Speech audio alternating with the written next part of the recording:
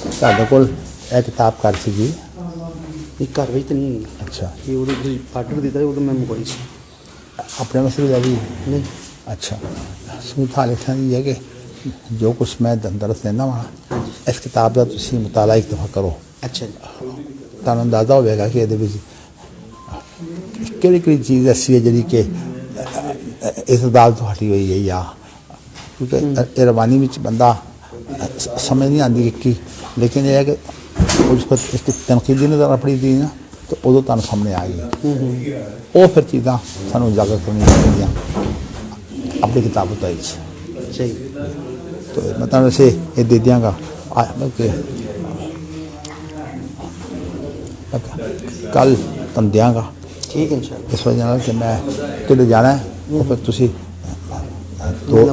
دو دن میں سارے کا مطالعہ کر ساری کا کر لینا تمہیں سامنے آ جائے گی چیزاں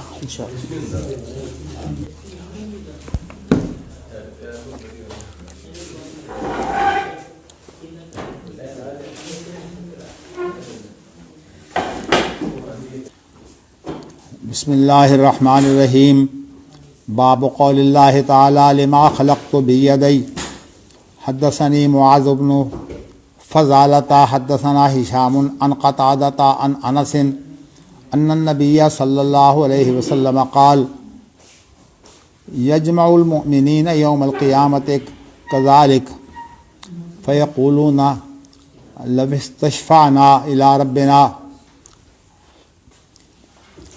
حتى يريحنا من مكاننا هذا فيأتون آدم فيقولون يا آدم أما ترى الناس خلقك الله بيده وأسجد لك ملائكته وعلمك أسماء كل شيء اشفع لنا إلى ربك حتى يريحنا من مكاننا هذا فيقول لست هناك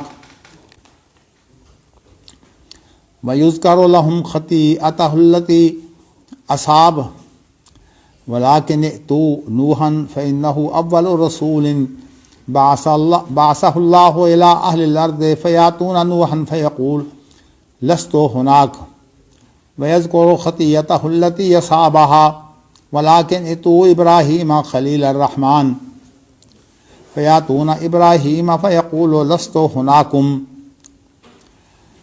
ويذكر لهم خطاياه التي أصاب ولكن ائتوا موسى عبدا آتاه الله التوراة وكلمه تكليما فيأتون موسى فيقول لست هناكم ويذكر لهم خطيئته التي أصابها ولكن ائتوا عیسیٰ عبد اللہ ورسولہ وکلمتہ وروحہ فیاتون عیسیٰ فیقول لست ہناکم ولکن ائتوا محمدا صلی اللہ علیہ وسلم عبدا غفر اللہ له ما تقدم من ذنبہ وما تأخر فیاتوننی فانطلق فاستأذن على ربی فیؤذن لی علیہ فإذا رأيت ربي وقعت له ساجدا فيدعني ما شاء الله أن يدعني ثم يقال لي ارفع محمد قل يسمع وسل تعطى واشفع تشفع فأحمد ربي بمحامد علمنيها ثم أشفع فيهد لي حدا فأدخلهم الجنة ثم ارجع فإذا رأيت ربي وقعت ساجدا فيدعني ما شاء الله أن يدعني ثم يقال ارفع محمد قل يسمع وسل تعطى واشفع تشفع فأحمد ربي بمحامد علمنيها ثم أشفع فيهد لي حدا فأدخلهم الجنة ثم أرجع فإذا رأيت ربي وقعت ساجدا فيدعني ما شاء الله أن يدعني ثم يقال ارفع محمد قل يسمع وسل تعطى واشفع تشفع فأحمد ربي بمحامد علمنيها ثم أشفع فيهد لي حدا فأدخلهم الجنة ثم أرجع فأقول يا ربي ما بقي في النار إلا من حبسه القرآن ووجبت علیہ الخلود فقال النبی صلی اللہ علیہ وسلم یخرج من النار من قال لا الہ الا اللہ وکان فی قلبہ من الخیر ما یزن الشعیرہ ثم يخرج من النار من قال لا الہ الا اللہ وکان فی قلبہ من الخیر ما یزن برہ ثم يخرج من النار من قال لا الہ الا اللہ وکان فی قلبہ ما یزن من الخیر ذرہ۔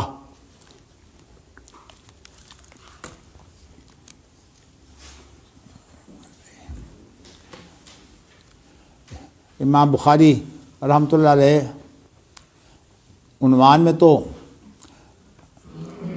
جو پہلو اور نقطہ واضح کرنا چاہتے ہیں اس کا عنوان باندھ دیتے ہیں، اور پھر جو حدیث روایت کرتے ہیں اس میں ہمیں تلاش کرنی ہوتی ہے کہ امام بخاری نے اس نقطے کو جو ہے وہ کوئی ظاہری الفاظ سے لیا ہے یا اس کے اندر کوئی استنباط و اجتہاد کی صورت سے لیا ہے، دونوں صورتیں ممکن ہیں۔ تو لیکن زیادہ ضرورت یہ ہوتی ہے کہ یہ ظاہری طور پر بات موجود ہو تاکہ دوسرے کے لیے حجت قائم ہو جائے، کیونکہ اپنے اجتہاد کو تو کسی پر حجت قرار نہیں لیا جا سکتا۔ لیکن بعض دفعہ جو اس کا جو انداز ہوتا ہے اس کے اندر کوئی ایسی چیز ہوتی ہے جو سمجھ آ جاتی ہے، تو اس کو ہمارے ہاں عام طور پر انگریزی زبان میں تھیم کہتے ہیں، تھیم، یعنی اس کے انداز میں ہی یہ چیز جو ہے یہ یوں پائی جا رہی ہے۔ اسلوب کہہ سکتے ہیں؟ اسلوب کہہ سکتے ہیں؟ اسلوب میرا خیال میں یہ الفاظ جو ہے نا، انداز زیادہ بہتر ہے، مطلب ایک اس کا انداز ایسا ہے کہ اس کے اندر کچھ چیز جو ہے ملتی ہے۔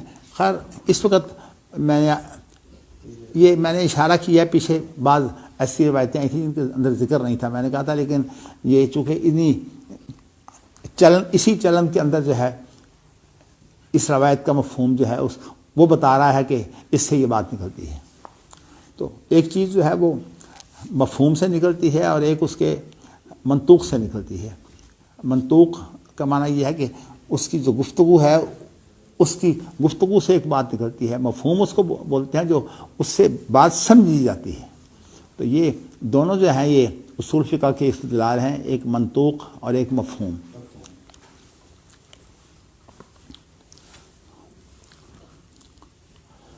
اچھا جی، اب اللہ جو ہے وہ قیامت کے دن مومنوں کو جو ہے وہ سب کو جمع کرے گا ایک میدان کے اندر۔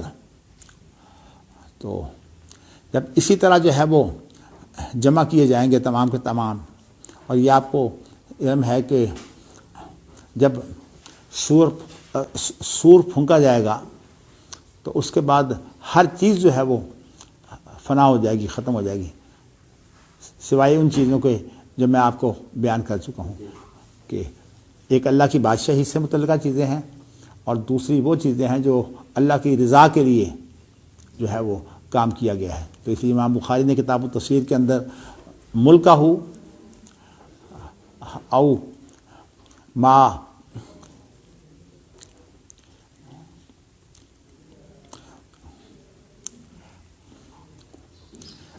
کیسے وہ لفظ ہے وجہ ہو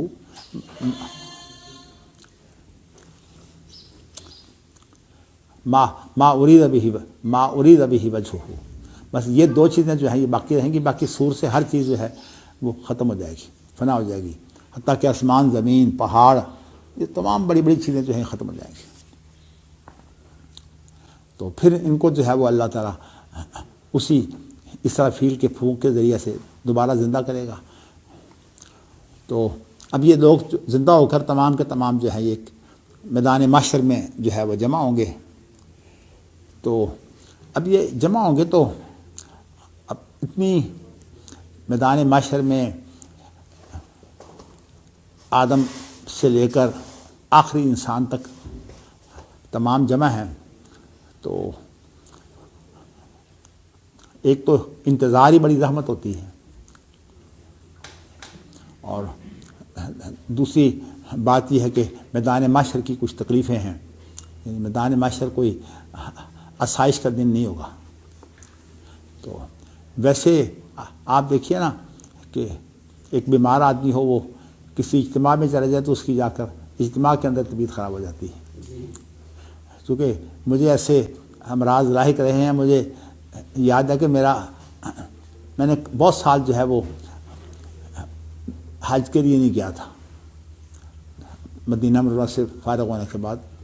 تو میرے سوچی تھی کہ میں برداشت نہیں کر سکوں گا، کیونکہ میں تبلیغی جماعت کے اجتماع میں چلا گیا تو وہاں میں جا کے گھبرا گیا. تو اس طرح انسان کی مختلف تکلیفیں ہوتی ہیں، اس سے اندازہ ہوتا ہے. لیکن پھر اللہ تعالیٰ نے ہمت دی، ایسی ہمت دی کہ پھر اس کے بعد ہر سال ہی میں جانے لگا.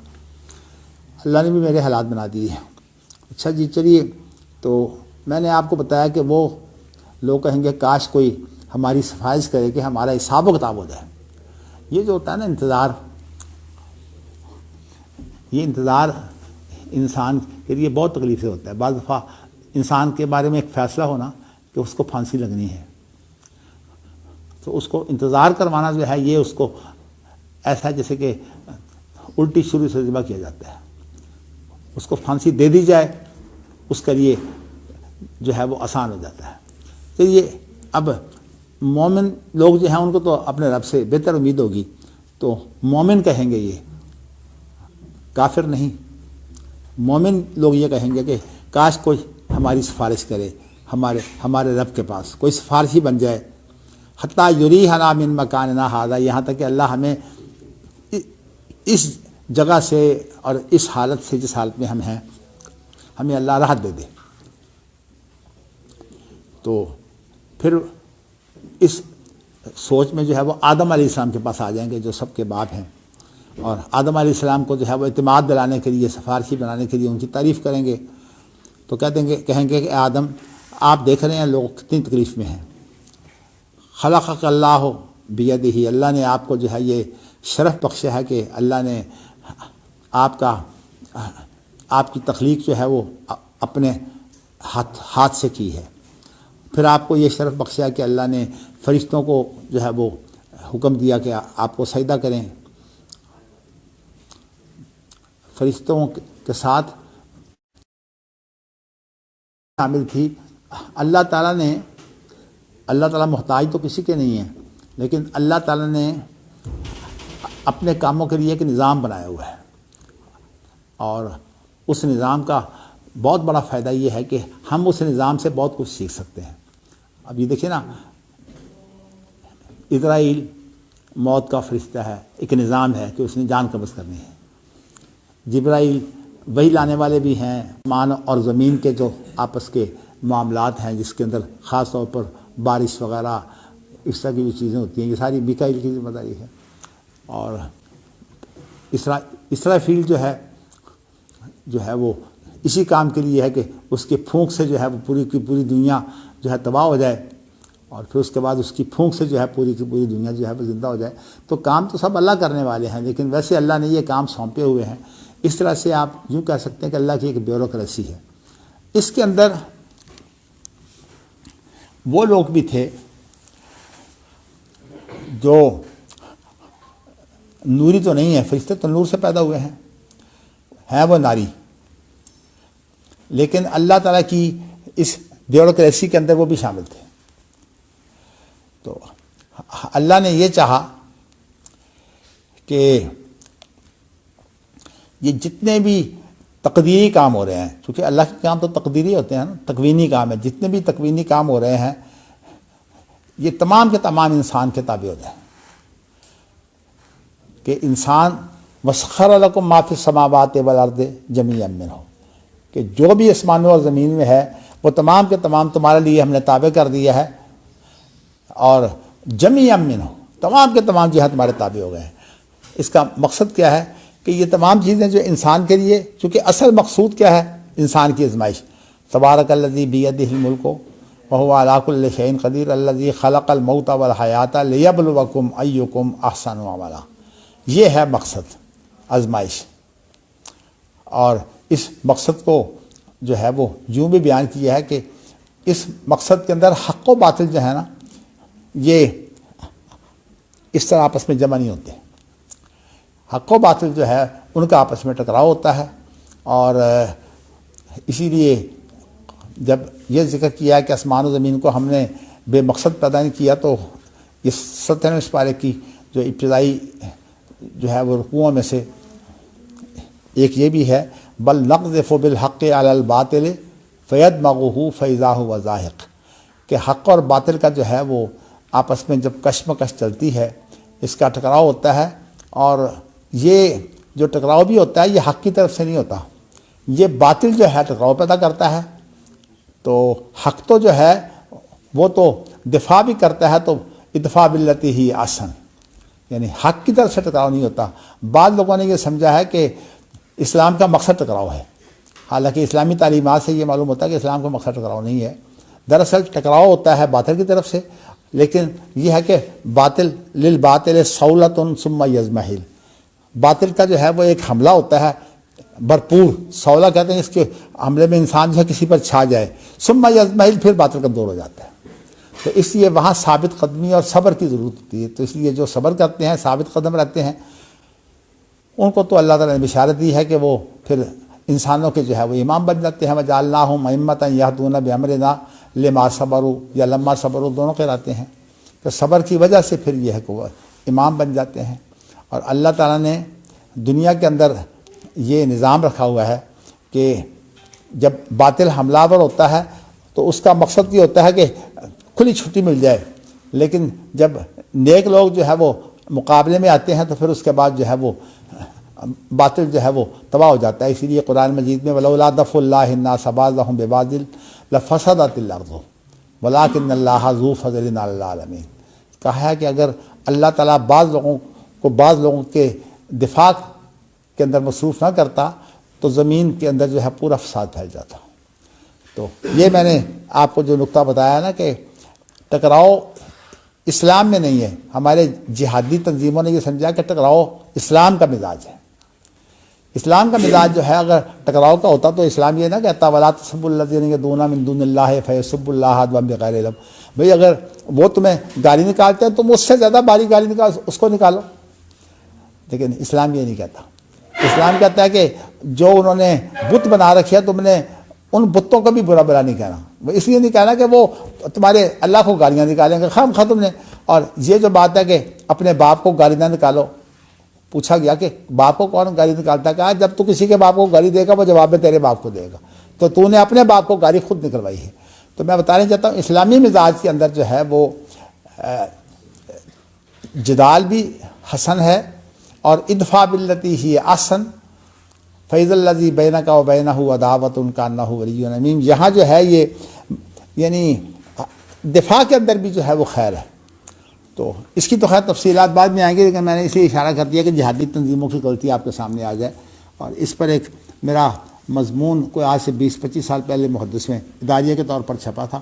وہ میری تقریر تھی تو حافظ ساق زاہد جو کویت میں ہوتے ہیں انہوں نے اس کی رپورٹنگ جو ہے وہ کی تھی. تو میں نے اس کا یہی عنوان ہے کہ اسلام کے اندر تصادم اور کشمکش کی حیثیت، اس پر میں نے موضوع پر میں نے لکھا تھا.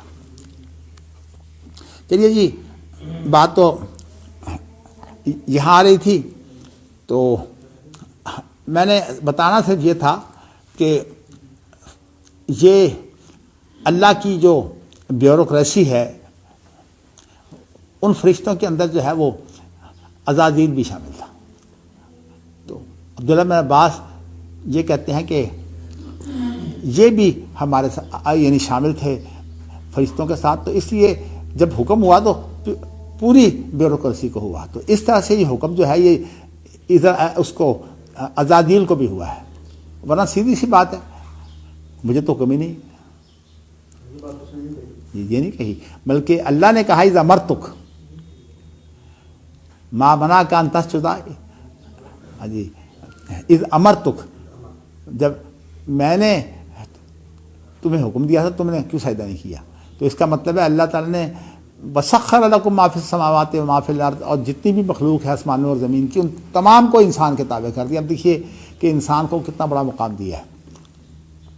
اس کے بعد پھر اگلے الفاظ میں وعلم کا اسماء کل شیء کہ اللہ تعالیٰ نے تمہیں تمام لوگوں کے جو حالات ہیں نا ان سے آگاہ کیا، اجمالی حالات سے۔ اسماء الرجال میں آپ دیکھیں نا، اسماء الرجال میں صرف نام نہیں ہوتے، اسماء الرجال کے اندر ان کی حیثیت ہوتی ہے، ان کا مرتبہ ہوتا ہے۔ تو یہاں علامہ کا اسماء کل شیء میں آپ کو اس کی تفسیر بتا چکا ہوں۔ یہ اللہ توفیق دے کہ آپ میں سے کوئی آدمی جو ہے وہ جو تفسیر میں نے بتائی ہوئی ہے نا انی جاعل فی الارض خلیفہ کی، اس کے اوپر کوئی لکھ دیا جائے۔ میری زندگی میں اگر ہو جائے گا تو میں وہ نظر ثانی کر لوں گا، ورنہ پھر جو بھی ہے بعض چیزیں ایسی ہیں جو اچھوتی ہوتی ہیں۔ میں سمجھتا ہوں کہ یہ آپ کو تفسیروں میں اس طرح عام نہیں چیز ملے گی، بہت باریک باریک نقطے جو ہے اکٹھے کر کے آپ کو یہ چیز ملے گی۔ اچھا جی، تو یہاں اللہ تعالیٰ نے آپ کو جو ہے وہ اپنی جو اولاد ہے ان تمام کا تعارف کروایا تھا، اور اسی میں جو ہے وہ جو نیک تھے وہ تو پہاڑوں کی طرح جو ہے وہ ان کی شان تھی۔ وہ آپ یہ سمجھیے کہ علم کے پہاڑ، عمل کے پہاڑ، اور ان کے مقابلے میں جو لوگ برے ہیں تعداد بہت ہوگی، لیکن وہ بہت بڑی تعداد جو ہے اس کی کیا حیثیت ہوتی ہے؟ اصل چیز تو اس کی ہوتی ہے جو ایک انقلابی کام کرنے والا ہو، بڑے کام کرنے والا ہو۔ اسی لیے انسان کو اپنی زندگی میں چاہیے کہ اپنی زندگی کو ضائع نہ کرے، اس زندگی کے اندر جو بڑے بڑے اہم کام ہیں ان کو انجام دینے کی کوشش کرے، باقی اللہ کی مدد مانگے تو اللہ کام لے بھی لیتے ہیں۔ اچھا، تو اب وہ کہتے کہ آدم سے کہ آپ ہمارے لیے جو ہے وہ سفارش کیجئے رب کے پاس، یہاں تک کہ اللہ ہمیں اس جگہ سے نجات دے دیں۔ تو اس حدیث کو کہا جاتا ہے حدیث الشفاعہ۔ شفاعہ کا معنی یہ ہے کہ یہ سفارش کس کام کے لیے ہے؟ یہ جنت میں جانے کی سفارش نہیں ہے، یہ حساب کے لیے ہے۔ اس لیے یہ بات سمجھ، بہت سے لوگوں نے اس کو جو ہے وہ جنت اور جہنم میں جانے کی حدیث بنایا ہوا ہے، نہیں، یہ اصل میں حساب و کتاب کے لیے ہے کہ ہمارا حساب و کتاب ہو جائے۔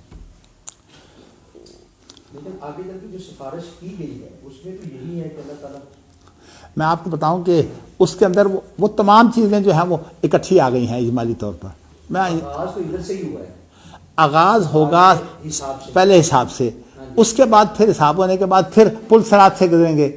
جب پل صراط سے گزریں گے تو وہاں بھی فیصلہ ہو جائے گا نا، جنہوں نے جہنم میں گرنا، تو یہ فیصلے کی صورتیں عملی آئیں گی بہت سے، اور اس کے بعد پھر آپ دیکھیے کہ اس سے جو گزر جائیں گے پھر اس کے بعد جو جنت آئے گی، جنت میں جانا ہے۔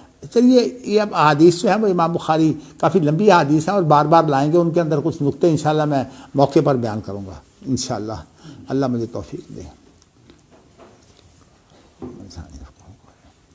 اچھا جی، اس کے بعد پھر اچھا آدم علیہ السلام کہیں گے کہ میں تو لست ہناک، یعنی میں اس جگہ کے قابل نہیں ہوں، اس مرتبے کا آدمی نہیں ہوں۔ لست ہناک مانا میں اس مرتبے کا آدمی نہیں ہوں۔ تو اس کے بعد یہ ہے کہ اور ذکر کریں گے اپنا وہ گناہ جو انہوں نے کیا تھا، مطلب یہ کہ درخت کا پھل کھا لیا تھا نا، تو اب کہیں گے کہ میں تو اس گناہ کی وجہ سے اتنا شرمندہ ہوں کہ میں اپنی جرت نہیں کرتا، لیکن وہی مشورہ دیں گے کہ آؤ ہم جو ہے وہ نوح کے پاس چلتے ہیں۔ تو اب آدم علیہ السلام جو ہیں وہ ان کو نوح کے پاس لے جائیں گے۔ اچھا، تو جب نوح کے پاس آئیں گے تو ہاں جی، آدم علیہ السلام بھی ساتھ ہوں گے، وہ ساتھ ہوں گے۔ تو فَإِنَّهُ أَوَّلُ رَسُولٍ بَعَثَهُ اللَّهُ إِلَىٰ أَهْلِ الْأَرْضِ، وہ پہلے رسول ہیں جن کو اللہ تعالیٰ نے زمین والوں کی طرف بھیجا ہے۔ آدم علیہ السلام جو ہیں جب آئے ہیں تو ان کو شریعت یعنی کوئی ایسی چیز جس کے اندر حق و باطل کی تفصیلات ہوں زیادہ نہیں دی گئیں۔ ان کو اصل میں زمین کے اندر جو بسنے کی ضرورتیں تھیں نا، زیادہ ہدایت اللہ نے اس کی دی ہے۔ تو اس لیے بگاڑ ابھی تھا کوئی نہیں، اور تھا خیر ہی خیر تھی، تو پہلے خیر ہے بعد میں بگاڑ پیدا ہوتا ہے، یہ بھی آپ کو بتاؤں، یہ بھی تصور۔ تو اس لیے آدم علیہ السلام نبی تھے، رسول وہ ہوتا ہے جس کو ایک پورا منصوبہ دیا جائے اور وہ اس منصوبے کے مطابق کام کرے، اور اس کو بھرپور جو ہے وہ ایک نظام دیا جاتا ہے، یعنی شریعت جو ہے وہ ایک نظام ہوتا ہے، وہ ایسی بکھری ہوئی ہدایات نہیں ہوتی۔ جو بکھری ہوئی ہدایات اللہ کی طرف سے ملتی ہیں ان کو نبی کہا جاتا ہے، ان کو رسول نہیں کہتے۔ تو اس اعتبار سے آدم نبی ہیں، رسول نہیں ہیں۔ لیکن جب بگاڑ پیدا ہو گیا تو پھر نوح علیہ السلام جو ہیں یہ پہلے وہ رسول ہیں جن کو باقاعدہ اللہ تعالیٰ نے ایک نظام کی صورت میں جو ہے وہ شریعت دی ہے، تو اس اعتبار سے جو ہے وہ پہلے رسول ہیں۔ اسی لیے قرآن مجید میں جہاں دین اور اس کے نظام کی بات ہوئی ہے تو وہاں ذکر نوح سے شروع ہوا ہے، شرع لکم من الدین ما وصی بہ نوح، آدم کا ذکر یہاں نہیں ہے، کیونکہ آگے ہے نقیم الدین، اقامت الدین کی بات ہے۔ اقامت دین کا یہ مطلب ہوا کہ دین بطور نظام کے قائم ہے۔ نہیں، بات اصل میں یہ ہے کہ دیکھیے جی، ایک پورا منصوبہ دیا جاتا ہے جس کے اندر یہ ہوتا ہے کہ اس برائی کو ختم کرنا ہے اور اس نیکی کو تو انہیں یوں غالب کرنا ہے، یہ تو ہوتا ہے ایک پورا نظام۔ اور ایک ہوتا ہے کہ ہدایت، مثال طور پر ذمہ داری میری ہے، میں کہتا ہوں تم یہ کام کر لو، تم یہ کر لو، تم یہ کر لو، اس طرح کی بکھری ہوئی ہدایات جو ہوتی ہیں نا، میں نے مثال اسی دی ہے، اللہ کی طرف سے جو نبی آتے ہیں ان کو اس طرح بکھری ہوئی ہدایات ملتی ہیں، اور وہ رسول کے تابع ہوتے ہیں، یعنی اس نظام کے اندر جو بکھری ہوئی ہدایات ملتی ہیں وہ نبیوں کو ملتی ہیں۔ اس دور میں ہاں جی، ہاں جی، جن چیزوں کے اندر کوئی پرابلم پیدا ہو جاتی ہے اس جی، وہ اللہ نبی کو بتا دیتے جی۔ ہیں۔ اب آپ دیکھیے نا کہ حضرت عیسیٰ علیہ السلام آئیں گے، نبی تو ہوں گے لیکن شریعت محمدیہ کے تابع ہوں گے۔ اب انہیں جو ہے وہ کئی کام انہوں نے کرنا ہے۔ ایک تو کام یہ ہے کہ انہوں نے جزیہ کو ختم کرنا ہے، لیکن یہ نہیں کہ اصل میں جزیہ ختم کرنے کے لیے پہلی بات یہ ہے کہ یہ یہود و نصارہ جو ہے تمام کے تمام مسلمان ہو جائیں گے۔ اب جس انداز سے وہ کام کریں گے یہود و نصارہ تمام کے تمام مسلمان ہو جائیں گے، تو اب جزیہ جو ہے وہ ویسے ہی جاتا رہا جب یہود و نصارہ سارے مسلمان ہو گئے، تو اس لیے ان کا کام ہے جزیہ کو ختم کرنا۔ پھر یہ ہے کہ خنزیر کو قتل کرنا، وہ خنزیر نہیں کھائے گا۔ جا تو اس طرح اور بھی بات امتیازی کام ہے۔ نبی کو کچھ ایسی ہدایات دی جا سکتی ہیں، تو لیکن یہ ہے کہ وہ جو پورا نظام جو ہوتا ہے نا وہ رسول کا ہوتا ہے۔ تو اس لیے رسول جو ہے وہ اگرچہ کوئی صحیح حدیث تو نہیں ہے لیکن تاریخی باتیں ہیں کہ اللہ تعالیٰ نے انبیاء جو بھیجے ہیں 1,24,000 ہیں، اور جو ان میں سے رسول ہیں وہ 300 ہیں، اور ان کو کتاب دی گئی۔ کتاب سے مراد اصل میں ہوتی ہے ایک منظم شریعت، منظم شریعت کو کتاب کہتے ہیں۔ جی، طاہر صاحب نے سوال کیا ہے۔ جی طاہر صاحب نے جی، سلام پیش کرتے ہیں آپ کو، کہتے ہیں وجہ سے مراد ذات لینا تعویل ہے یا کہ تفسیر باللازم ہے؟ وجہ سے مراد ان کو یہ جواب دیں کہ وجہ سے ذات مراد نہیں ہے، لیکن ذات اقتضاء النص ہے۔ مطلب یہ ہے کہ حرمت علیکم امہاتکم ہے نا، تمہاری مائیں تم پر حرام کی گئی ہیں، ایک پہلو ہے۔ کیا پہلو ہے اس کا؟ ماؤں سے نکاح حرام ہے، یہ نہیں مطلب کہ ماؤں سے متعلقہ خدمت ہو یا کوئی ہر چیز حرام کر دی گئی، یہ نہیں مراد۔ تو اس کو بولتے ہیں اقتضاء النص کے، جس کے بغیر بات پوری نہ ہو۔ اسی طرح جو وجہ ہے، اگر اس سے مراد ہم چہرہ لیں تو ذات جو ہے وہ اقتضاء النص کی صورت میں اگر نہیں کریں گے تو وجہ جو ہے وہ تو کسی ذات کے ساتھ ہوتا ہے۔ تو اس لیے جو صفات ذاتیہ ہیں وہ اللہ کی ذات کے ساتھ قائم ہیں، تو اللہ کی ذات ہوگی تو یہ صفات ذاتیہ ہیں۔ اب اللہ کا ہاتھ ہے، اللہ کی پنڈلی ہے، اللہ کا چہرہ ہے، تو یہ ساری کی ساری جو ہیں یہ صفات ذاتیہ ہیں، اور یہ ذات کے ساتھ لاحق ہیں۔ اسی بنا پر جو ابن کثیر وغیرہ نے اس کی تفسیر کی ہے نا ذات سے، وہ حقیقت میں تعویل نہیں ہے، وہ کہنا یہ چاہتے ہیں کہ یہاں ذات جو ہے وہ اقتضاء النص کی صورت میں موجود ہے۔ یہ میں نے اس کی جو ہے وہ توجہ کر دی ہے۔ باقی وہ میں نے بتایا کہ تفسیر کے اندر ہر جگہ پر وجہ سے مراد جو ہے وہ چہرہ لینا مقصود نہیں ہوتا، اس کو دیکھیں نا قرآن میں یطعمون الطعام علی حبہ مسکینا و یتیما و اسیرا انما نطعمکم لوجہ اللہ، یہاں وجہ اللہ سے کیا مراد ہے؟ اللہ کا چہرہ تو ہے، اس کا تو اس بات ہے، یہاں وجہ اللہ سے مراد اللہ کی رضا ہے۔ تو قرآن مجید کے اندر ہی وجہ سے اور معنی لیے گئے ہیں، تو اب اور کو معنی لیے گئے ہیں تو یہ لازم معنی ہے۔ تو اس اعتبار سے میں آپ کو اصول جو ہے وہ یہ بیان کر چکا ہوں کہ اصول یہ ہے کہ آپ جو لغوی معنی ہے اس کا انکار نہ کریں، اور اس کو جو چیزیں لازم آتی ہیں اس کو بھی مانیں۔ تو اس اعتبار سے اگر کوئی اس کی حاصل تفسیر میں نے اسی کہا کہ اگر اس کا کوئی لازم جو ہے وہ جیسے اب اللہ عرش پر ہے، اور اب تفسیر میں یہ آ گیا کہ امام بخاری نے کہ اللہ کی بادشاہی قائم ہے، تو بادشاہی کا لفظ کہا کہ اللہ جو ہے وہاں بادشاہی کے بغیر نہیں، اپنے منصب کے ساتھ ہے، اور اس منصب کے لیے اب عرش کی بقا بھی ہے، کرسی کی بقا بھی ہے، اور اسی طرح جو ہے وہ اللہ تعالیٰ کی رضا کی بقا بھی ہے، یعنی انسان کے وہ اعمال جو دین کی نیت سے کیے جاتے ہیں، اللہ سے وابستگی کی صورت میں کیے جاتے ہیں، جعفر صادق کی جو تشریح ہے اس کے مطابق وہ تمام اعمال جو دین کے لیے کیے جائیں وہ باقی رہتے ہیں، اور جو دنیا کے لیے کیے جائیں وہ تمام تباہ ہو جاتے ہیں، وہ نہیں باقی رہتے۔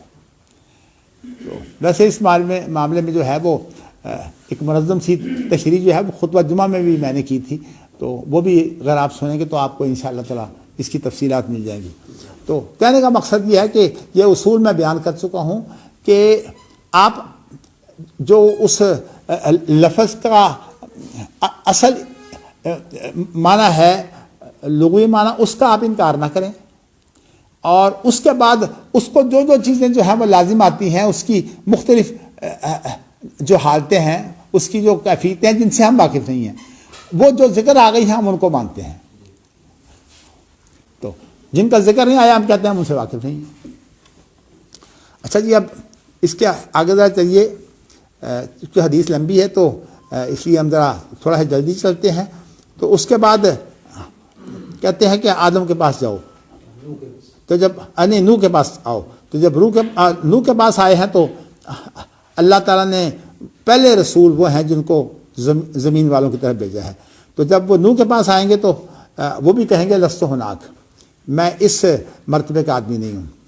یہاں دیکھیے دونوں جگہ پر لفظ ہناک ہے، کیونکہ یہاں ذکر ہو رہا ہے صرف آدم کا اور نوح کا، پہلے بھی آدمی اکیلے تھے، اس لیے ہناک جو ہے یہ ہے تو اس میں اشارہ، اس کے ساتھ جو ضمیر لگتی ہے وہ مخاطب کی ضمیر ہوتی ہے، تو اگر مخاطب ایک ہو تو ضمیر مفرد آتی ہے، اور اگر مخاطب زیادہ ہو تو پھر ضمیر بھی جمع آئے گی۔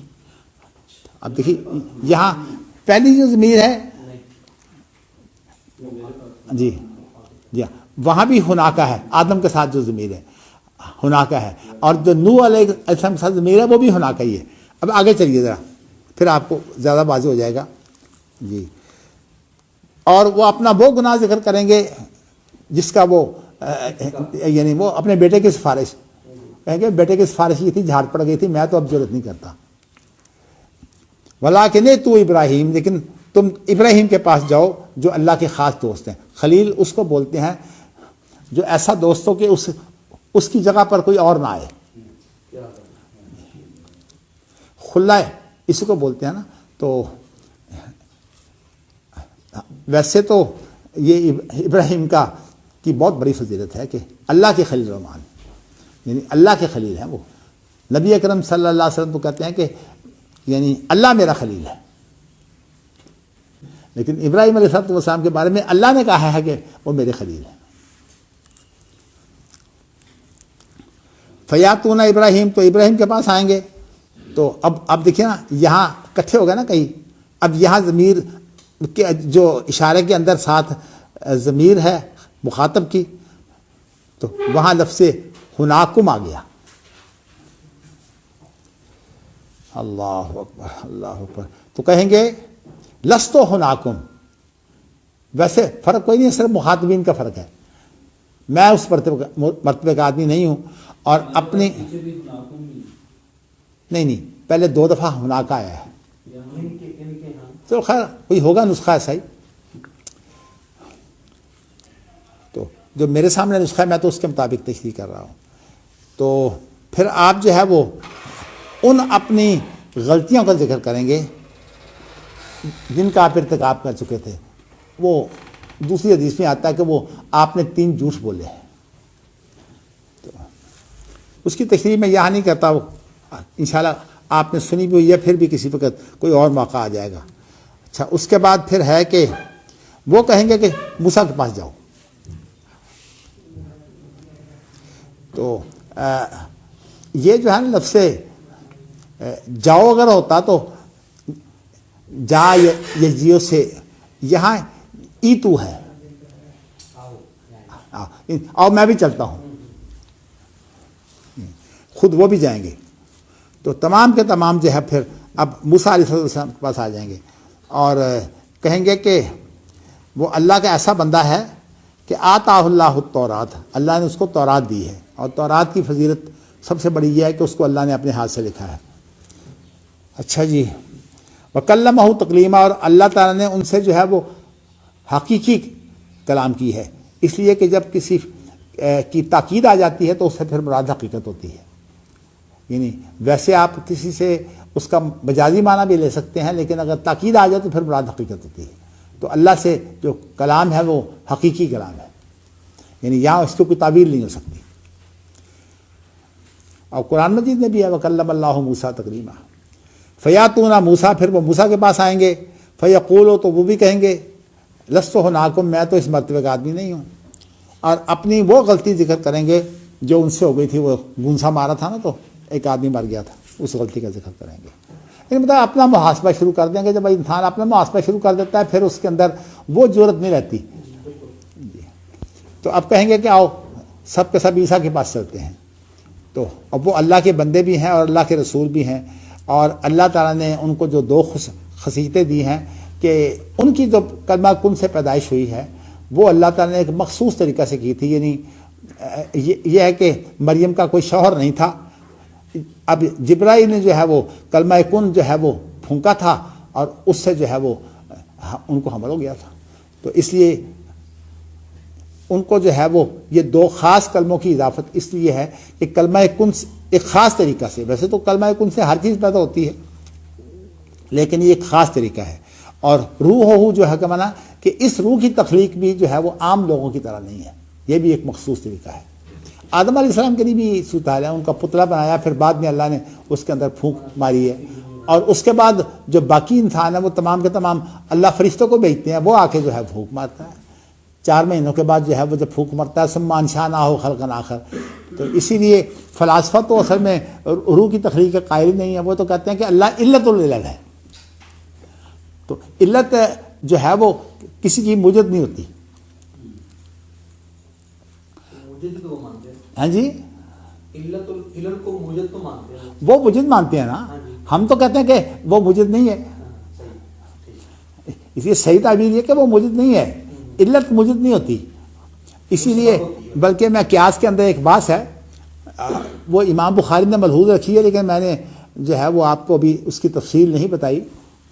وہ انہوں نے یہ ملحوظ رکھی ہے کہ قیاس جو ہے یہ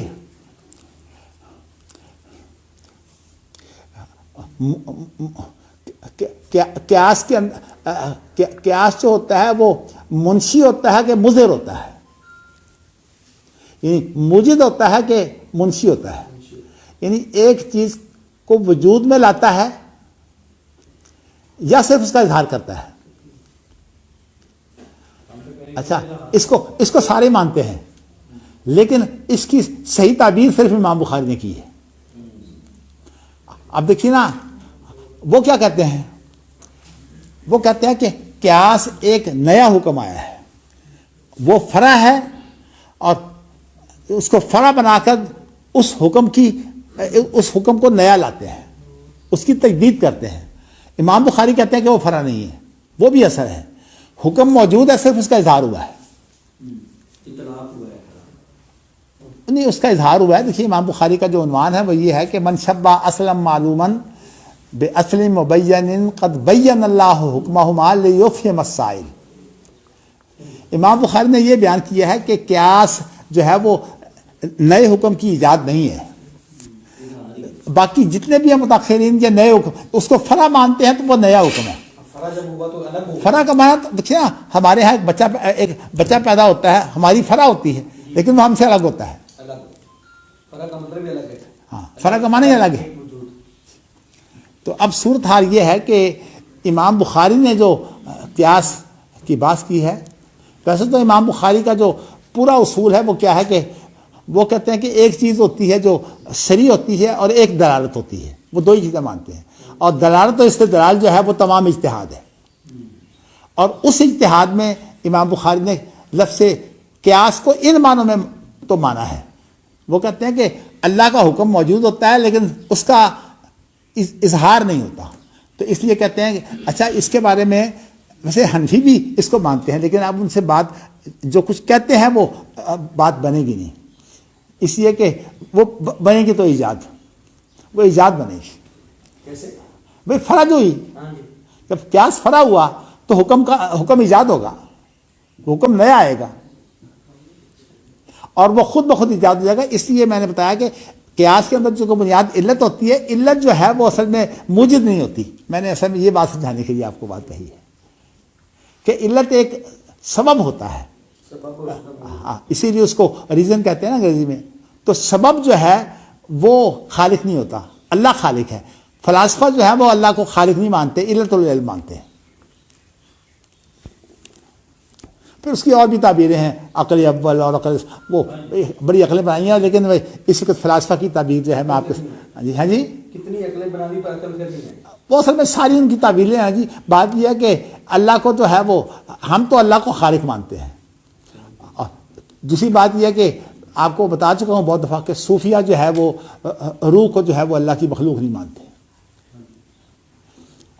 حالانکہ میں نے آپ کو بتایا کہ روح اللہ کی مخلوق ہے، ہاں ایسی مخلوق ہے جو پیدا ہونے کے بعد دوبارہ مرے گی نہیں،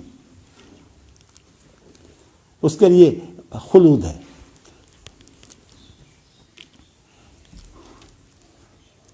اچھا جی اب آگے چلتے ہیں۔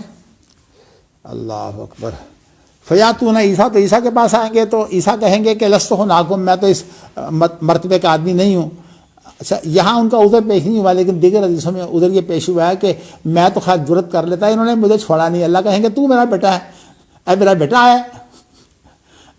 قرآن مجید میں ہے نا کہ انت قلت للناس اتخذونی وامي الہین من دون اللہ قال سبحانک ما یکون لی ان اقول ما لیس لی بحق ان كنت قلته فقد علمت تعلم ما في نفسي ولا اعلم ما في نفسك انك انت علام الغیوب ما قلت لهم الا ما امرتنی به ان اعبدوا الله ربی وربکم وكنت عليهم شہیدا ما دمت فيهم فلما توفیتنی، کیسے جی پڑھیے گے، فلما توفیتنی كنت انت الرقیب علیہم وانت علی کل شیء شہید ان تعذبهم فانهم عبادک وان تغفر لهم فانک انت العزیز الحکیم۔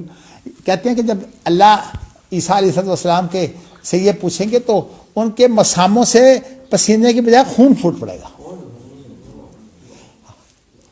تو یہ حدیث کے اندر آتا ہے، میں اس کی پوری تفصیل تو اب ظاہر ہے کہ ہر حدیث کی تشریح میں یہاں تو نہیں کرنا چاہتا۔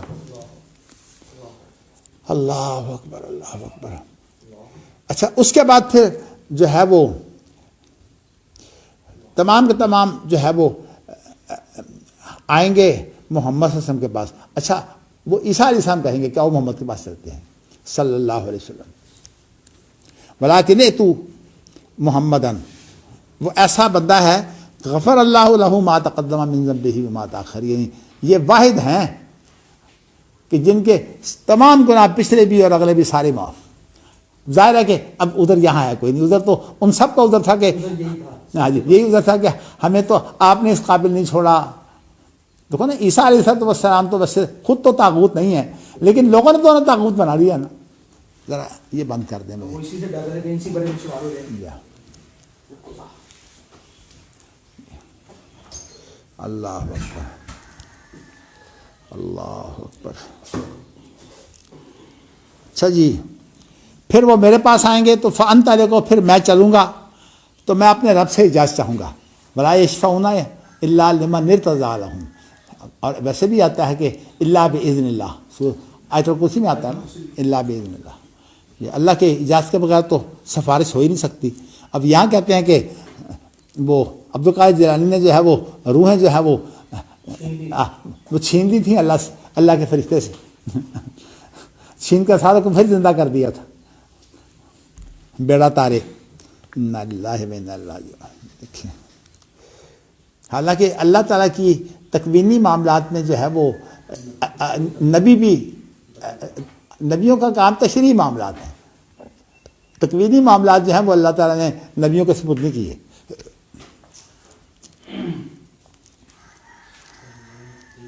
اچھا جی، کہتے ہیں کہ مجھے اجازت دی جائے گی۔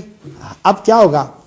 اجازت کا معنی یہ ہے کہ اللہ سے ملاقات ہو جائے گی، تو اس میں لفظ آ گیا فَإِذَا رَأَيْتُ رَبِّي، جب میں اپنے رب کو دیکھوں گا تو وقعت لہ ساجداً، سجدے پڑ جاؤں گا۔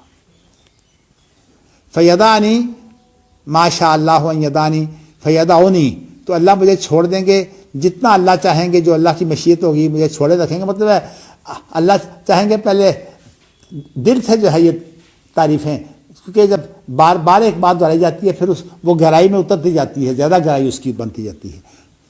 تو اب صورتحال یہ ہے کہ پھر اللہ تعالیٰ جو ہے وہ، اللہ اکبر، پھر اللہ کہیں گے کہ ارفع محمد، یعنی اے محمد اٹھیے، آپ کہیے، آپ کی بات سنی جائے گی، وسل توتا، اور آپ سوال کیجئے آپ کو دیا جائے گا، یعنی سوال بھی آپ کا جو ہے وہ پورا ہوگا، وشفا تو شفا، اور آپ جو سفارش کریں گے اس سفارش کو سنا جائے گا۔ اچھا جی، اس کے بعد پھر یہ ہے کہ پھر کیا ہوگا؟ جب یہ اجازت مل جائے گی نا، اب اس پر پھر تعریفیں ہوں گی۔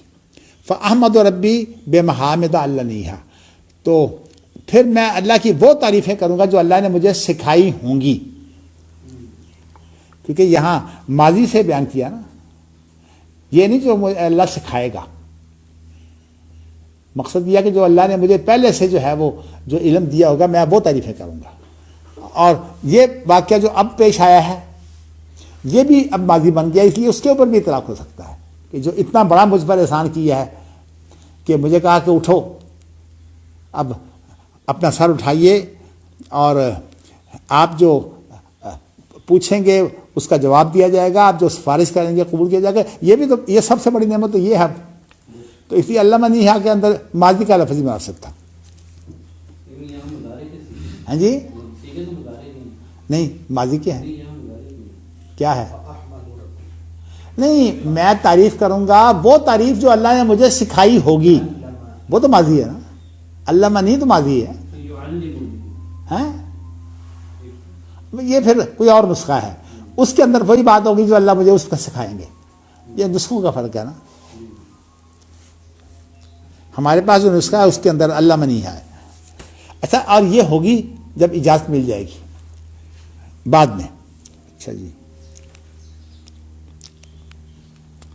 اب یہ ہے کہ پھر میں سفارش کروں گا تعریفوں کے بعد، یعنی شکریہ ادا کرنے کے بعد پھر اللہ سے سفارش ہوگی، تو اللہ ایک حد، یعنی ایک تعداد مقرر کر دیں گے کہ ان کو جنت میں لے جاؤ، اور اس ظاہر اس تعداد کے لیے خاص اور صاف ہوں گے، یہاں اس کی تفصیل نہیں ہے، اور حدیثوں میں آ جائے گی۔ ثم ارجے، پھر آپ وہ ان کو جب جنت سے جو ہے وہ جنت میں لے جائیں گے، پھر جو پھر لوٹیں گے، اور جب لوٹیں گے تو پھر وہ یہ اللہ کا دیدار ہوگا، تو آپ جب اللہ کو دیکھیں گے تو پھر سجدے میں پڑ جائیں گے۔ تو فیدعونی ما شاء اللہ ان یدانی، پھر اللہ مجھے اس وقت تک چھوڑے رکھیں گے جب تک اللہ چاہیں گے۔ اچھا جی، ثم یقال، پھر کہا جائے گا ارفع محمد، محمد اٹھیے، آپ کہیے، آپ کی بات سنی جائے گی جی، اور سوال کیجئے آپ کو دیا جائے گا۔ تو تہ، یہاں جو ہے یہ سکتے کی بھی ہو سکتی ہے، اور یہ بھی ہو سکتا ہے کہ اس کو آپ جو ہے وہ اس کا نائب فائل بنا لیں، لیکن یہ سکتے کی زیادہ مناسب ہے۔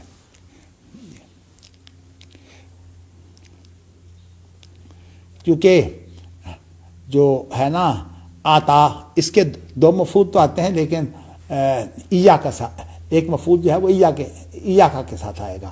جو افعال قلوب ہے نا ان کے اندر جو ہے وہ ایا کی ضرورت نہیں ہوتی.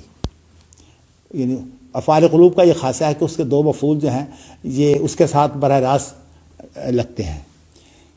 اچھا جی، اس لیے میرا ذہن تو دے جا رہا ہے کہ یہ ہے سکتے کی ہے. وشفات و شفات، سفارش تو سفارش کر، تیری سفارش قبول کی جائے گی. اب اس کا پھر اللہ کا شکریہ ادا کریں گے. فاحمد ربی بمحامدہ علمنیہا، تو میں اللہ کی وہ تعریفیں کروں گا. محامد تو مصدر میمی ہے نا، وہ تعریفیں کروں گا جو اللہ نے مجھے سکھائی ہوں گی. اب نسخوں کے مطابق جو اللہ مجھے اس وقت سکھائیں گے، دونوں باتیں درست ہیں. پہلے بھی سکھائی ہیں تو اللہ نے سکھائی ہیں، اگر اس وقت سکھائیں گے تو وہ بھی اللہ سکھائیں گے، کیونکہ اصل چیز تو اللہ کے ہاتھ میں ہے. ثم اشفا، پھر میں سفارش کروں گا تو اللہ میرے لیے ایک نئی حد مقرر کر دیں گے. نئی میں نے اس لیے کہا کہ جب نکرہ کا تکرار ہو تو مراد جو ہے وہ نئی چیز ہوتی ہے. تو میں ان کو بھی جنت میں داخل کر دوں گا. گویا کہ 2 دفعہ جو ہے ایک خاص معیار کے لوگ جو ہیں وہ جنت میں جائیں گے. ظاہر ہے پہلے انبیاء ہوں گے، پھر اس کے بعد اولیاء ہوں گے، جیسی بھی بات ہے. اب یہاں تو اس کا ذکر نہیں ہے، لیکن کوئی حدیث جب آئے گی تو اس کی انشاءاللہ تشریح کر دیں گے. تو ثم ارجع، پھر میں لوٹوں گا. جب میں اپنے رب کو دیکھوں گا تو پھر میں سجدے میں گر جاؤں گا. تو فیدعنی ما شاء اللہ، تو اللہ مجھے چھوڑے رکھیں گے جب تک اللہ چاہیں گے. تو پھر کہا جائے گا کہ اٹھیے محمد، جی ہم کہتے ہیں صلی اللہ علیہ وسلم، تو قل یسمع، تم کہو بات سنی جائے گی. وسل توتا، اور تم سوال کرو دیا جائے گا. توتا میں تو دیا جائے گا، اس لیے کہ جو ہے نا پہلا جو ہے نا توتا، یہ ہے نا اس کا نائب فاعل، مفعول ما لم یسمى فاعلہ جو ہے وہ یہ ہے. اور اس کے بعد جو اگلی ہے وہ میں بتایا کہ سکتے کی ہے. وشفا تو شفا، تو سفارش کر، تیری سفارش قبول کی جائے گی. فاحمد ربی بے محامد علمنیہا، پھر جو ہے وہ تعریفیں کریں گے یہ، اور 3 دفعہ ان کے لیے حد مقرر کی جائے گی. ثم اشفع فیحد لی حدا، پھر میں سفارش کروں گا تو میرے لیے ایک نئی حد جو ہے وہ مقرر کر دی جائے گی، تو ان کو بھی میں جنت میں داخل کر دوں گا. پھر اس کے بعد جو ہے وہ نبی اکرم صلی اللہ علیہ وسلم واپس آئیں گے اور کہیں گے یہ میدان محشر سے جو ہے اب جنت میں لوگوں کو بھیجا جا رہا ہے، لیکن تمام کے تمام جو ہے پل صراط سے گزر کے جائیں گے. اچھا جی، فقال النبی، تو اللہ کے رسول فرماتے ہیں، اب آپ نے اس کا خلاصہ جو ہے وہ اپنے الفاظ میں بیان کیا ہے. یخرج من النار من قال لا الہ الا اللہ وکان فی قلبہ من الخیر ما یزن الشعیرہ، کہ آگ سے یعنی آپ کی سفارش یہ تو تھی نا، یعنی شفاعت حساب و کتاب کے لیے. اب اس کے ساتھ اس کا آخری حصہ جو ہے نا حدیث کا وہ بیان کیا جا رہا ہے کہ یہ سفارش آپ کی جو ہے وہ یہاں ختم نہیں ہو جائے گی، بلکہ اس کے بعد جو لوگ جہنم میں گر جائیں گے پل صراط سے، پھر ان کو بھی نکالا جائے گا. تو اس وقت نبی اکرم صلی اللہ علیہ وسلم جو ہیں وہ جو نکالیں گے تو آگ میں سے وہ شخص نکلے گا جس نے لا الہ الا اللہ کہا ہوگا اور اس کے دل میں جو ہے وہ نیکی اتنی ہوگی جتنا جو ہوتا ہے. جو جو ہے وہ گندم کے دانے سے کچھ بڑا ہوتا ہے. پھر اس کے بعد جو ہے وہ جہنم سے وہ لوگ بھی جو ہے وہ نکل جائیں گے جنہوں نے لا الہ الا اللہ کہا ہوگا اور ان کے دل میں جو ہے وہ ایک گندم کے دانے برابر جو ہے وہ خیر ہوگی، بڑائی ہوگی، یعنی دل میں خیر ہوگی. اچھا جی، ثم یخرج من النار من قال، پھر آگ سے وہ نکل جائے گا جس نے کہا لا الہ الا اللہ، وکان فی قلبہ ما یزن من الخیر ذرہ، جس کا ذرہ کہتے ہیں یہ جو ہوا میں اڑتے ہیں ان کو بھی ذرات کہتے ہیں، اور جو ایک بہت چھوٹی کیڑی ہوتی ہے جو چلتے ہوئے محسوس نہیں ہوتی اس کو بھی ذرہ کہتے ہیں. کیڑی چونٹی مراد ہے. تو اب ویسے تو میرا دل تھا میں آپ کو، لیکن یہاں بات ختم نہیں ہو جائے گی، یہاں تو صرف نبی اکرم صلی اللہ علیہ وسلم کی سفارش ہوگی، پھر اس کے بعد اللہ نے اس کے علاوہ بھی لوگوں کو نکالنا ہے، ان کی تشریح میں انشاءاللہ جب حدیث آتی ہے نا، اسی طرح ایک حدیث آئے گی اس کے اندر، پھر میں اب وہاں یہ بات بتاؤں گا انشاءاللہ۔ اور میں نے اس معاملے میں مولانا صفی الرحمان سے جو ہے وہ تفصیلی گفتگو کی ایک دفعہ ریاض میں بیٹھ کر ان حدیثوں کے بارے میں، تو ان سے گفتگو کے بعد صحیح بات یہ ہے کہ مجھے اندازہ ہوا کہ ماشاءاللہ وہ بہت ہی سمجھدار تھے، یعنی میں نے بہت کم لوگ ایسے دیکھے ہیں جو اتنی گہرائی میں اترے ہوں۔ مولانا صفی الرحمان صاحب کو اللہ نے یہ استعداد دی تھی، مجھے خوشی ہوئی کہ الحمدللہ۔ دیکھیے اپنے بارے میں تو انسان کو اعتماد ہوتا ہی ہے، اور میرا اعتماد جو کچھ بھی تھا وہ اپنے بزرگوں کے بارے میں تھا، تو اللہ تعالیٰ نے جو مجھے توفیق دی، مجھے اندازہ ہوا کہ مولوی صفی الرحمان معمولی آدمی نہیں ہے۔ باقی جو ہے نہ غلطی سے میں مبرہ ہوں، نہ غلطی سے وہ پاک ہے، ہم تمام کے تمام گنہگار ہیں۔ باقی جو اللہ نعمت دیتے ہیں اس کا شکریہ ادا کرنے کی یہی شکل ہے کہ وہ دوسروں تک پہنچائی جائے، اگر علم ہے تو دوسروں کو تک پھیلایا جائے۔ چلیے جی آگے پھر اب نئی حدیث پڑھتے ہیں۔ باقی یہ مسئلہ رہ گیا کہ اللہ تعالیٰ جو ہے اپنے قبضے میں جن لوگوں کو لیں گے وہ کون سے ہوں گے، انشاءاللہ اس موقع پر انشاءاللہ یہ بیان کریں گے۔ حدثنا ابو الیمان اخبرنا شعیب حدثنا ابو الزناد عن الاعرج عن ابی ہریرہ ان رسول اللہ صلی اللہ علیہ وسلم قال جد اللہ ملأ لا یغیظها نفقۃ سحاء اللیل والنہار وقال ارأیتم ما انفق منذ خلق السماوات والارض فإنه لم یغز ما فی یدہ وقال عرشه علی الماء وبیدہ الاخری المیزان یقفض ویرفع۔ تو جی اب نئی حدیث جو ہے یہ ابو ہریرہ سے ہے جی۔ پہلی حدیث جو آپ نے پڑھی ہے وہ حضرت انس سے تھی، یہ ابو ہریرہ سے ہے۔ تو اس میں یہ ہے کہ نبی اکرم صلی اللہ علیہ وسلم نے فرمایا کہ اللہ کا جو ہاتھ ہے یہ مل آپ بھرا ہوا ہے، یعنی اللہ کا ہاتھ خالی نہیں ہے، یہ مطلب ہے اللہ کے خزانوں کی بہت تعداد وافر ہے۔ لا یغیظها نفقۃ، اس میں سے کوئی خرچ کرنا جو اس کو کم نہیں کرتا۔ وہ ایک حدیث میں آتا ہے کہ اگر اللہ تعالیٰ انس و جن کی جتنے بھی شروع سے لے کر آخر تک، ٹھیک ہے نا، آدم کی اولاد تو آدم سے لے کر آخری انسان تک ہے، اور جو جنوں کی اولاد ہے وہ جان سے لے کر آخری جن تک ہے۔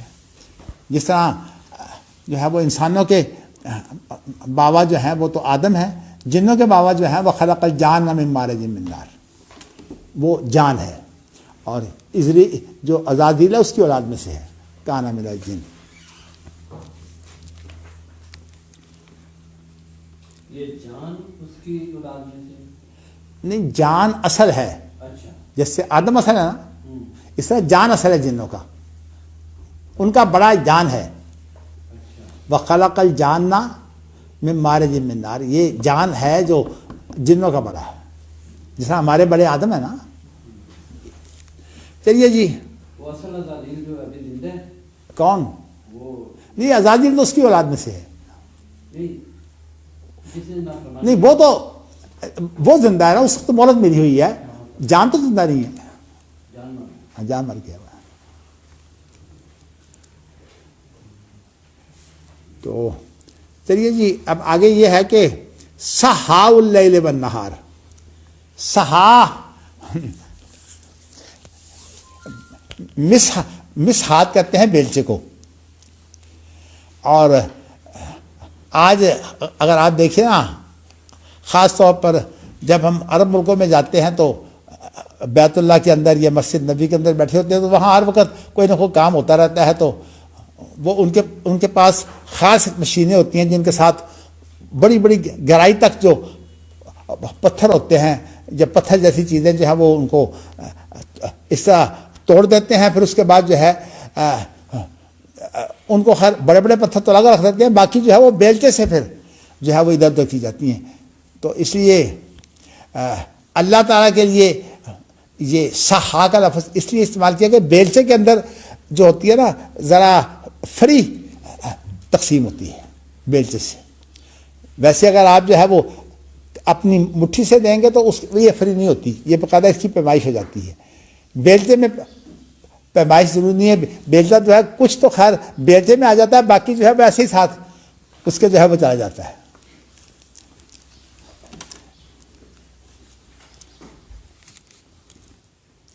بہت مشکل کام جو ہمارے بزرگوں کی زندگی میں تھا, کوئی دور کی بات نہیں تھی.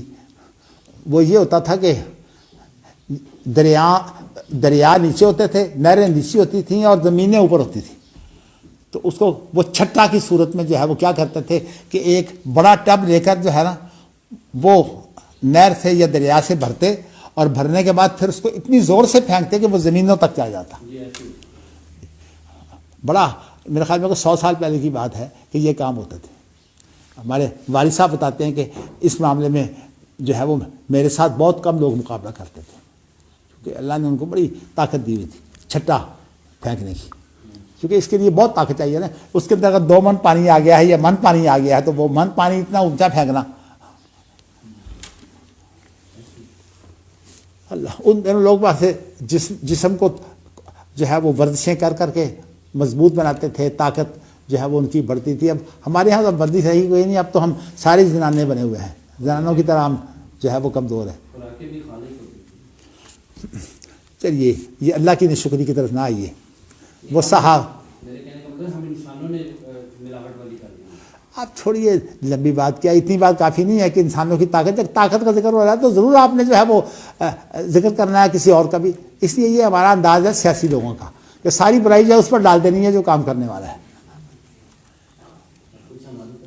چلیے جی, اس کے بعد یہ ہے کہ سحاء اللیل والنہار کا معنی یہ ہے کہ کھلا دینے والا رات کو بھی اور دن کو بھی. اور وقالا, میں نے تو آپ کو بتایا نا کہ اللہ تعالیٰ تمام انس و جن کی اولادیں ان کی تمام کی خواہشیں پوری کر دے, تو اللہ کے خزانے میں اتنی کمی واقع نہیں ہوتی کہ اگر جو ہے وہ ایک سوئی ڈبو دی جائے تو اس کے ساتھ پانی جو ہے وہ سمندر سے کتنا لگتا ہے, اتنی بھی کمی نہیں ہوتی. اور ہماری حالت یہ ہے کہ قُلْ لَوْ أَنْتُمْ تَمْلِكُونَ خَزَائِنَ رَحْمَتِ رَبِّي إِذًا لَأَمْسَكْتُمْ خَشْيَةَ الْإِنفَاقِ. اگر تمہیں رب کے خزانے دے دیے جائے تو تم جو ہے وہ بخیل بن جاؤ, کیونکہ کہیں ختم نہ ہو جائیں. اور اللہ کے خزانوں کا حال یہ ہے کہ وہ پوری جو ہے وہ انس و جن کی جو ہے وہ خواہشات پوری کر دی ہیں. خواہشات تو انسان کی بہت بڑی ہوتی ہیں, ملتا بہت تھوڑا ہے خواہشات کے مطابق. تو یہ ہے اللہ کے خزانوں کا حال. اچھا جی, چلیے اب اللہ تعالیٰ نے, اچھا آپ نے فرمایا کہ تم دیکھو کہ جب سے اللہ نے آسمانوں اور زمینوں کو پیدا کیا ہے اب تک جو ہے وہ اللہ خرچ کر رہے ہیں. تو اس میں سے کوئی اللہ کے ہاتھ میں کمی نہیں ہوئی. وقالا عرشہ علی الماء, اور کہا کہ جب اللہ کا پانی پر عرش تھا نا, اس کے بعد آسمان و زمین کی تخلیق ہوئی ہے نا. تو اس لیے بلکہ کہا ہے کہ جب اللہ کا عرش جو پانی پر تھا اس وقت سے اللہ نے ثقافتیں شروع کی ہوئی ہیں. آسمان زمین اس کا ایک حصہ ہے, تو اللہ کے خزانوں میں تو کوئی کمی کوئی نہیں ہوئی. اچھا, اب صورتحال یہ ہے کہ ایک یہ تو اللہ کی سخاوت ہے, یہ تو اللہ کے دائیں ہاتھ سے سخاوت ہوتی ہے, اور بائیں ہاتھ میں حساب و کتاب ہے. اور وہ حساب و کتاب دوہرا ہے. دنیا کے اندر بھی کسی کو اللہ نیچا کرتے ہیں, کسی کو اوپر کرتے ہیں. دنیا کے اندر بھی انسان کی آزمائش لازمی ہے. تو اس لیے اس آزمائش کے ذریعے سے کسی کو تکلیفوں بیماریوں سے اللہ آزماتے ہیں, کسی کو نعمتوں سے آزماتے ہیں. میں نے جمعہ کے خطبہ میں یہ چیز بیان کی تھی کہ یہ چھوٹی آزمائش ہے تکلیفوں سے, اور جو نعمتوں کی آزمائش ہے وہ زیادہ خطرناک اس لیے ہے کہ انسان کو اس کے اندر بھول جاتا ہے کہ اللہ بھی ہے کہیں. بیماری کے اندر تو اللہ بھی یاد آ جاتا ہے, کیونکہ انسان جب دیکھتا ہے میں بس بے بس ہوں تو پھر اللہ کے علاوہ اور کہاں جائے گا. تو یخفض و یرفع, یعنی دائیں ہاتھ کا کام جو ہے وہ دینا ہے, نعمت دینا ہے, اور بائیں ہاتھ کا کام ہے حساب و کتاب. یعنی دنیا کے اندر بھی قرآن مجید میں وَلَا نُذِيقَنَّهُم مِّنَ الْعَذَابِ الْأَدْنَىٰ دُونَ الْعَذَابِ الْأَكْبَرِ, ہم دنیا کے اندر بھی جو ہے وہ چھوٹے عذاب دیتے رہیں گے بڑے عذابوں سے پہلے, تاکہ ان کو سمجھ آ جائے. یہ دنیا میں کسی کو جو ہے تکلیف آنی یہ اچھی بات ہوتی ہے, اس کو سمجھ آ جاتی ہے کہ اگر تکلیف نہ آئے. ویسے تو بات اسرائیلیات میں سے ہے کہ کہتے ہیں کہ فرعون کو 400 سال اس نے حکومت کی ہے اور 400 سال کے اندر کبھی سر درد بھی نہیں ہوا, کیونکہ جب سر درد ہو جائے پھر انسان جو ہے پھر سوچنے میں پڑ جاتا ہے کہ میں کسی اور کے ہاتھ میں ہوں. اسی لیے اس نے انا ربکم الاعلی کا دعویٰ کر دیا. انسان کو جس کو تکلیف کوئی نہیں آتی نا, اور خاص طور پر یہ جو اولادیں باغی ہوتی ہیں, یہ وہ اولادیں باغی ہوتی ہیں جن کو جو ہے وہ ماں باپ نے جو ہے وہ زیادہ سکھ میں پالا ہوتا ہے, اور جو ماں باپ سمجھدار ہوتے ہیں وہ اولادوں کو جو ہے وہ سکھ کی بجائے جو ہے وہ محنتیں کرواتے ہیں, ان کی اولادیں کام کی ہوتی ہیں. اور میں جو ہے وہ کبھی سوچتا ہوں تو کہتا ہوں کہ دیکھیے ہمارے والد تو ہم تھے اتنی محنت کرواتے تھے, اب ہمیں باقاعدہ یعنی ان کے سامنے بیٹھ جاتے تھے اور 1000 بیٹھے کر 500 ڈنڈم نکالتے تھے, اور اس کے بعد جو ہے وہ ہمیں اتنی محنت کرواتے, کہتے کہ تم نے یہ کھدائی کرنی ہے. اور کھدائی بھی ہم وہ کرتے جس کو پنجابی میں کہتے ہیں کھیلا ماری, کھیل یہ ہوتی ہے, کھیلیاں اس کو بولتے ہیں کہ وہ جو ہے وہ کسی سے جو ہے وہ جب کھدائی کرتے ہیں تو مٹی ادھر پھینکتے جاتے ہیں, پھر وہی مٹی جو ہے وہ اس کی نیچے کھدائی کر کے وہ ادھر پھینکتے ہیں, پھر اس طرح پوری کی پوری یہ جو جگہ ہے یہ ہم ساری کی ساری کھودا کرتے تھے. یہ جگہ تو بعد میں بنی ہے, یہ ادھر بھی پلاٹ خالی تھے اور ادھر بھی پلاٹ خالی تھے, تو درمیان میں صرف اتنی سی کوٹھی تھی جس میں ہم رہتے تھے. تو یہ چیز جو ہے وہ آپ کے سامنے آ گئی کہ اللہ کا جو معاملہ ہے نا حساب و کتاب کا, اور آپ کو یہ بھی پتہ ہے کہ اللہ نے کئی فرشتے جو ہیں وہ انسانی شکل میں بھیجے ہیں آزمائشوں کے لیے, جیسے ہاروت ماروت ہیں, اور ایک تشریح کے مطابق جو ہے وہ خضر بھی فرشتہ ہے, اس لیے کہ انہوں نے وہ کام کیے ہیں جو عام انسان نہیں کرتے. خاص طور پر جو ایک معصوم بچے کو مارا ہے, غلام زکیہ, تو اس لیے یہ کام جو ہے یہ انسان کسی شریعت میں نہیں ہے. تو اس لیے کہتے ہیں کہ کوئی اگر انسان ہوتا تو اس کی شریعت ہوتی, نبی بھی ہوتا. ویسے ابن تیمیہ وغیرہ کا خیال ہے کہ وہ نبی تھے, لیکن مجھے تو اس معاملے میں جو امام راضی کی بات ہے نا وہ راجے معلوم ہوئی ہے, وہ کہتے ہیں فرشتہ تھے. مولانا مودودی نے بھی اسے دیا ہے, اور یہی دلیل انہوں نے دی ہے کہ کوئی ایسی شریعت ہے ہی نہیں جس کے اندر بچے کا جو ہے وہ قتل جائے, تو معصوم کا قتل جو ہے وہ مانے کوئی نہیں ہے.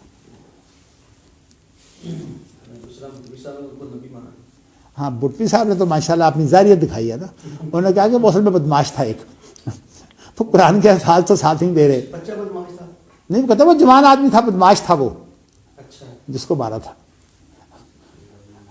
بھئی آپ بدماش کو تو کسی شریعت میں یہ بھی نہیں ہے کہ بدماش کو بغیر ثابت کیے بغیر قانون کے. اور دوسرا یہ تکوینی امور کے بارے میں خبر دے رہا ہے, یہاں سے بھی فرشتے کا اس بات ہے. اچھا یہ خیر جو بھی ہے, دیکھیے بات تو یہ اختلافی ہے, اختلافی بات کے اندر جو ہے وہ میں نے ترجیح دے سی آ سکتی ہے, واللہ اعلم بالصواب تو یہاں کہنا چاہیے. اس لیے اپنے اوپر اتنا اعتماد نہیں ہونا چاہیے کہ انسان یہ بھی بھول جائے, واللہ اعلم بالصواب. یہ مسائل اجتہادی ہیں, اور جو اجتہادی مسائل ہیں ان کے اندر ذہن کسی طرح بھی چلا جائے فتوے نہیں لگائے جاتے اس پر. چلیے جی, اللہ اکبر اللہ اکبر.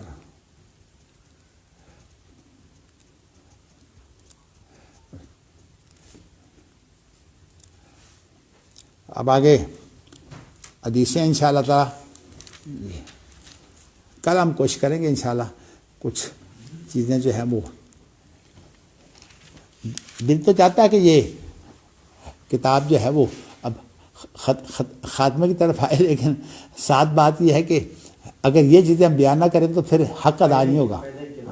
ویسے تو بخاری پڑھنے والے تو سارے پڑھتے ہیں, لیکن بخاری کو اس طرح حل کر کے پڑھنے کی جو بات ہے, جو محنت ہو رہی ہے, اللہ سے حقیقت یہ ہے کہ جب سے میں نے خاص طور پر کتاب و تحریر شروع کی اس وقت میں دعا کرتا ہوں.